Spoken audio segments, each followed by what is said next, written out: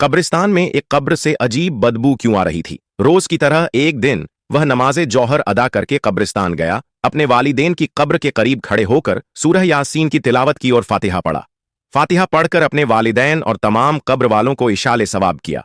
फातिहा मुकम्मल करके वह वापस जाने लगा कि अचानक उसे कब्रिस्तान में तेज बदबू महसूस होने लगी। उसने यह पता लगाने के लिए कब्रिस्तान का चक्कर लगाना शुरू किया। उसने एक जगह महसूस किया कि वहां बदबू बहुत ज्यादा बढ़ गई।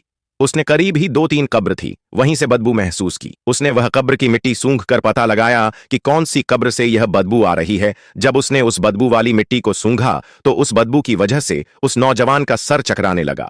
उसे बेहोशी जैसा लगने लगा। उसने अपने आप को संभाला और फौरन वहां से खड़ा हो गया। कब्रिस्तान से फौरन निकल गया। दूसरे दिन वह वापस कब्रिस्तान गया।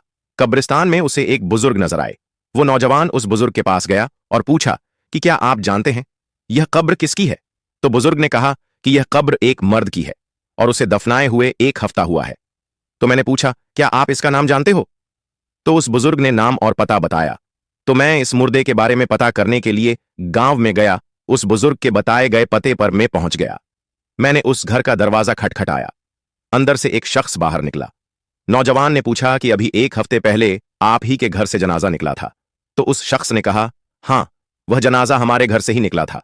तो मैंने उस शख्स को कब्रिस्तान वाला सारा माजरा सुनाया और पूछा कि कब्र में ऐसी बदबू क्यों, क्या वह मुर्दा कोई गुनाह किया करता था? तो वह शख्स शर्मिंदा होकर रोने लगा और कहने लगा कि यह मेरे चाचा जान की कब्र है।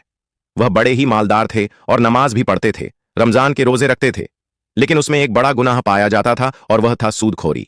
वह सूद का कारोबार किया करता था। गांव में दफ्तर खोल रखी थी।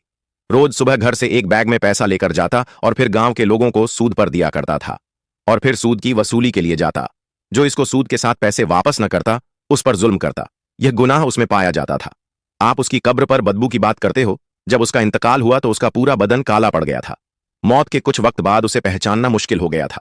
हमने जैसे तैसे करके उसे घोंसले दिया और उसे कफन पहनाया। जब उसकी कब्र खोदी गई तो उसमें बदबू आने लगी और उसके बदन से भी बदबू आ रही थी। तो हमने दूसरी कब्र खोदी तो उसमें भी बदबू आने लगी। हमने जैसे तैसे उन्हें दफन किया और कब्र पूरी की और वहां से निकल गए। तब से लेकर आज तक घर में से कोई उनकी कब्र पर नहीं गया। यह कहते हुए शख्स भी रोने लगा। मैंने उसे तसल्ली दी और वहां से गौरव फिक्र करता हुआ चला गया। तो दोस्तों, सूदखोर का क्या अंजाम होता है वह आपने देखा। सूद लेना, सूद देना और सूद में किसी भी तरीके से शरीक होना एक बहुत ही बड़ा गुनाह है। तो दोस्तों, ऐसे सूदखोरों के बारे में आपका क्या कहना है, हमें कमेंट बॉक्स में जरूर बताएं।